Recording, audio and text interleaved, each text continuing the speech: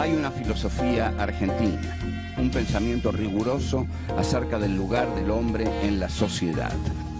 Obras literarias como El Facundo, El Martín Fierro, El Matadero. Texto axial, fundamental, el plan revolucionario de operaciones de Mariano Moreno, Los muertos en Plaza de Mayo. El primer centenario se festeja bajo estado de sitio. Las cartas a Lavalle deciden el fusilamiento de Dorrego. No hay verdad que se resista frente a 2 pesos, moneda nacional.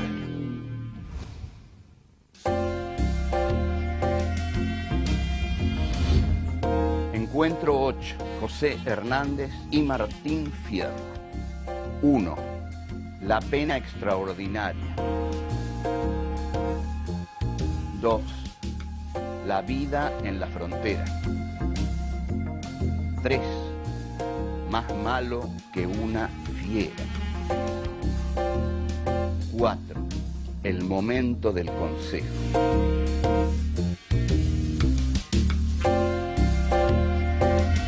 José Hernández nace en noviembre de 1834 en el partido de San Martín, provincia de Buenos Aires. En 1843, luego del fallecimiento de su madre, se instala en una zona rural del sur de la provincia junto con su padre, quien trabaja como capataz de estancia.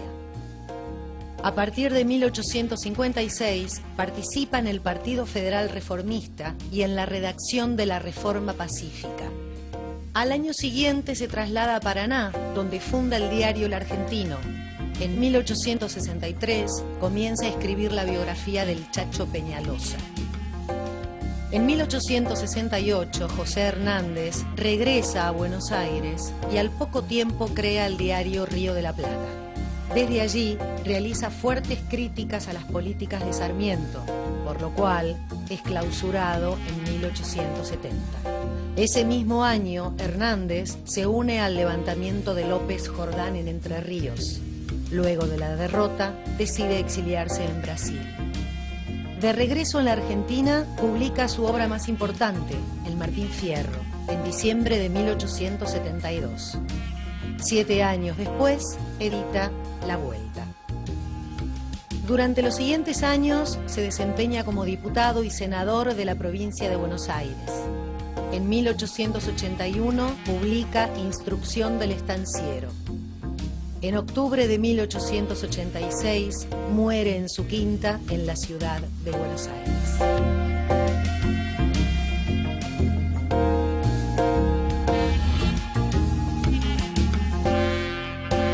Este es un programa excepcional, este es un programa dedicado a José Hernández, que escribió, por supuesto, el más grande poema de la literatura gauchesca argentina. Yo conjeturo que se van a dar cuenta y van a conocer y van a saber muchas cosas del poema Martín Fierro que no sabían hasta ahora, porque seguramente lo habrán estudiado en la escuela, como lo estudiamos todos, pero tiene muchos secretos, muchas connotaciones, muchas utilizaciones y muchas interpretaciones que le vamos a dar acá que no son conocidas, que en realidad, si tomáramos ciertas palabras periodísticas, podríamos decir que en este momento, en este espacio, vamos a dar muchas primicias sobre el Martín Fierro. El texto de José Hernández, cuya primera parte, en realidad cuando lo publica él no sabía que era la primera parte, pero bueno, después vendrá una segunda, cuya primera parte se publica en 1872. Nosotros podríamos decir ante todo que es una honda reflexión sobre la condición humana a propósito de la condición del gaucho en la campaña de Buenos Aires. El poema está un poco virado desde Buenos Aires hacia Santa Fe. Esa sería su ubicación geográfica. El poema de José Hernández no inaugura la literatura gauchesca. Antes hubo otros. El más famoso y conocido también seguramente por ustedes, por nuestro paso obligatorio por la escuela, es el Fausto de Estanislao del Campo. El Fausto de Estanislao del Campo se va a diferenciar del Martín Fierro, y José Hernández lo va a decir muy claro, en que Estanislao del Campo lo toma un poco en broma al gaucho. Es decir, se sirve del gaucho para escribir un poema algo jocoso. El tema de Hernández, por el contrario, no va a ser burlarse de la ingenuidad de los gauchos, sino que va a ser la denuncia de la desdicha de los gauchos. En este sentido, nosotros podemos decir que es, ante todo, un poema de la queja. La primera estrofa del Martín Fierro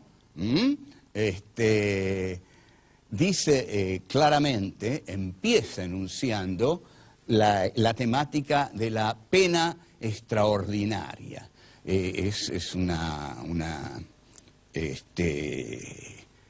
estrofa muy conocida, que dice: aquí me pongo a cantar al compás de la vihuela, que al hombre que lo desvela una pena extraordinaria, como el ave solitaria, con el cantar se consuela. Entonces aquí tenemos dos elementos. La pena que desvela a Martín Fierro no es común, es extraordinaria. ¿Y con qué se consuela?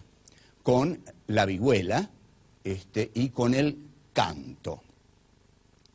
El gaucho de José Hernández, y este es un punto definitivo que dejamos aquí plantado, y lo tenemos, no lo podemos olvidar. El poema de José Hernández describe al gaucho derrotado de 1872. El gaucho que no tiene otra cosa más que quejarse. Yo me quejo, dice Hernández a través de Martín Fierro. Me quejo porque me mandan a la frontera a pelear con los indios, porque no me usan en el trabajo fructífero de los campos para el cual estoy naturalmente preparado, porque me quitaron el rancho, me quitaron la prenda, me quitaron todo lo que tenían y me mandaron a la frontera. En este sentido, el Martín Fierro no es el poema de la rebelión gauchesca, es el poema de la queja del gaucho derrotado. El poema de la rebelión gauchesca, curiosamente o no, lo escribió Sarmiento y es el Facundo.